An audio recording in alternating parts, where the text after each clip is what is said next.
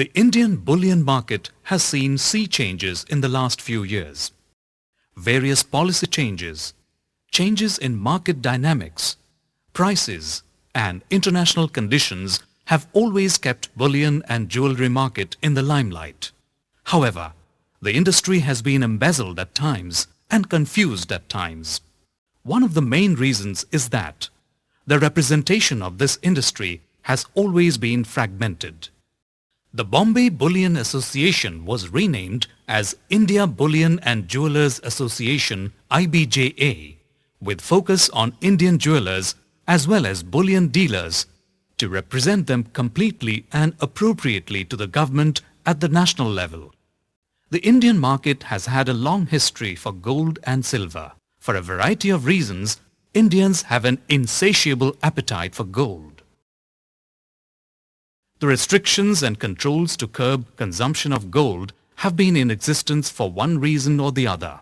The Gold Control Rules 1963 and the Gold Control Act 1968 in the pre-1991 era of India's trade policy were marked by a regime of restrictions, controls, permits and licenses. The import policy was largely driven by foreign exchange scarcity.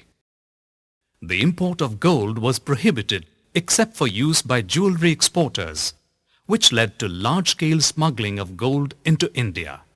And the 1960s and 1970s saw the emergence of notorious names in smuggling.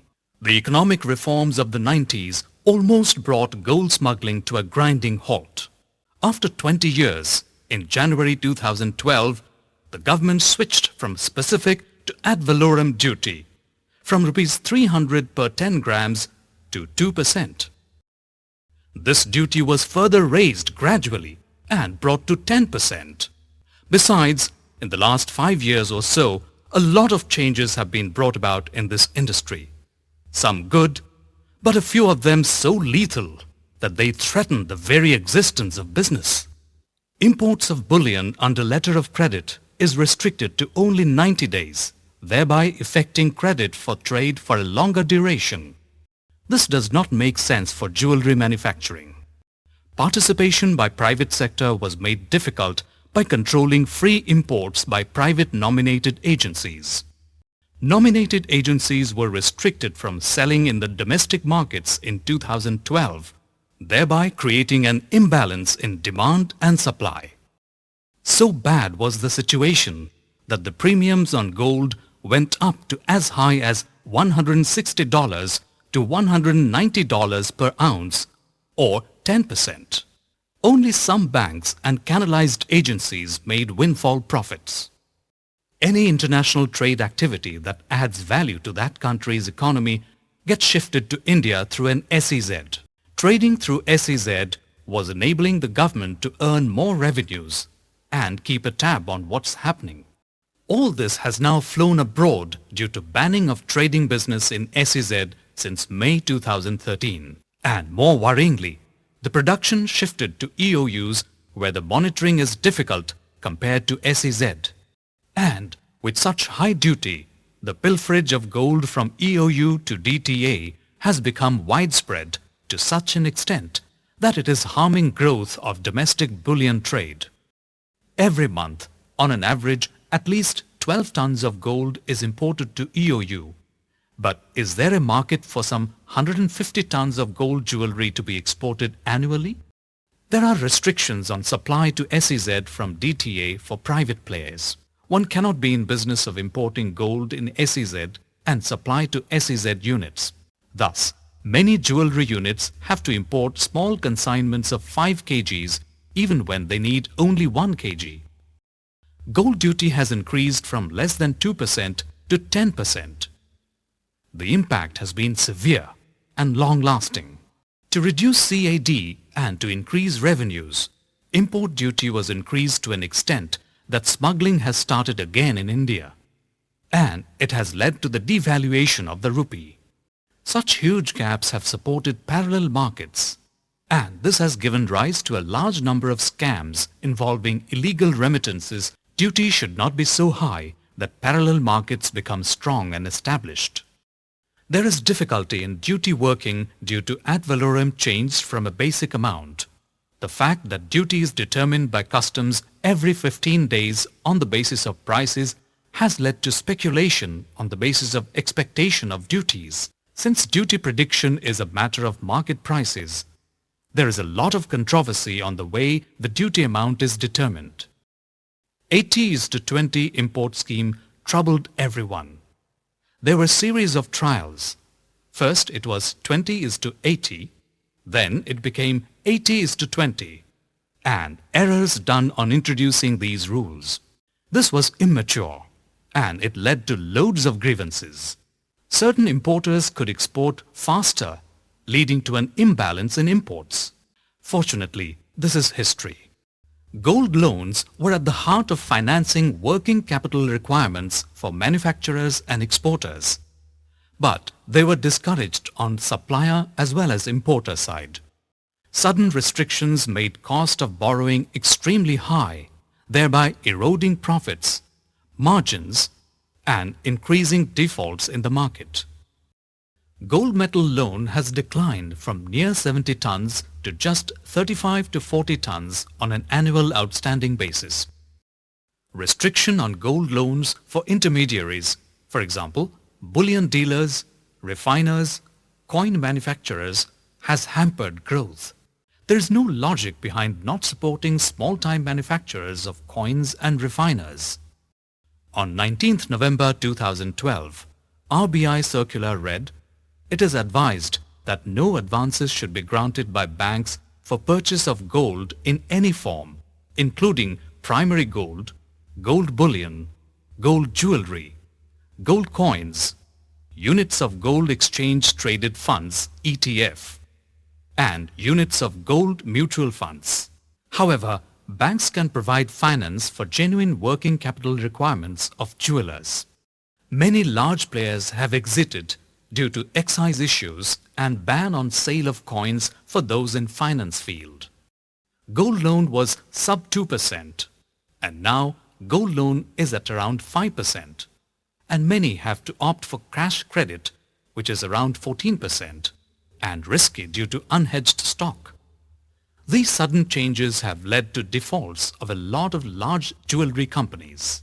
Some of them have gone bankrupt, while others are on the verge of bankruptcy. This may be the main reason for NPA in banking sectors from this industry. To an extent that a report last year, September 2014, classified gem and jewelry sector in the top list of bad loans. At the cost of the industry at large, some jewelers have also taken huge gold loans against fake exports. Such promoters should be punished to avoid ripple effect in the markets. There have been many incidences where companies have lost crores as banks have charged higher duty on gold loan due to lack of clarity on the scheme. For example, one of the leading PSU banks has charged duty on the date of settlement and not on the day of granting of loan. There are lots of difficulties in exports. Impossible to work on replenishment scheme. Gold loan restrictions even on export business. Absence of any clean duty drawback scheme for jewelry exports. Restriction on exports due to many conditions of exports. From pricing to value addition. Hand carry not practical from most centers. Time taken on VAT refund sometimes stretches over a year, and this impacts working capital in a large way. Octroi issues at locations like Mumbai. FTA imports of jewelry disturb the market. On one end, pure gold is getting imported at 10%, while free trade agreement countries like Indonesia and Malaysia can export jewelry to India at 1%. This has led to skewed price structure. It disturbed honest and old players the most. There was a huge protest against the policies for imposing excise on all jewelry articles. Though the exemption was given, there still remain certain ambiguities. For most part, refining business is not workable partially due to strange conditions on imports of door bars and ban on import of scrap. Most international players are scared of instability of Indian policies to invest in globally acceptable refineries. Local taxes and VAT issues of trade tax credit is never given on time, while they are collected on time. Similarly, interstate trade is extremely difficult due to low margins and complicated VAT laws. For example, while Kerala has 5% VAT on jewelry, Tamil Nadu has only 1% like most states. This has led to supply of jewelry from Tamil Nadu to Kerala. No industry can survive without bank finance. There is a total non-availability of banking finance to the bullion industry. Also, bullions are not allowed to be exported even if we can supply cheaper to the world and earn foreign exchange for the country. Treatment by authorities, including tax department, is unpleasant. This, along with issues and details to be kept from regulatory perspective, has enough challenges to drive a clean player away. Insurance issues are long due to lack of support from the government. Innovation in this industry has been discouraged the most, even though such innovation would have benefited the entire nation. Mumbai was the first to visualize gold ETF in the world. But we could not see light of day due to government policy for 5 years. It eventually got launched abroad by other funds after referring to the product note filed by us. If Indian ETF was allowed first, we could have attracted world investment in gold ETF to India. All innovation like gold debentures etc. have been discouraged, increasing physical consumption. All saving schemes by jewelers which delayed purchase of gold have been discouraged due to the new Companies Act. This, otherwise on an outstanding basis, was equivalent to 75 to 80 tons, that is, about $3 billion of low-cost credit.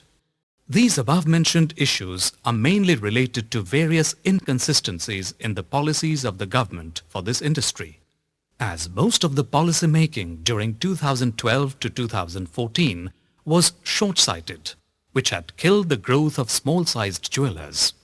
The far-sighted approach by the incumbent government is commendable for the steps taken with regards to sovereign gold bonds, gold monetization scheme and the Ashoka Chakra coins. All of these reassert government's willingness to address the insatiable gold demand. This is just the beginning. As we walk past each milestone, the policy is going to get better and bring back the glory of this industry. It is a long way to go. The road is rough again. But I am confident you will see the heights of greatness as you get there.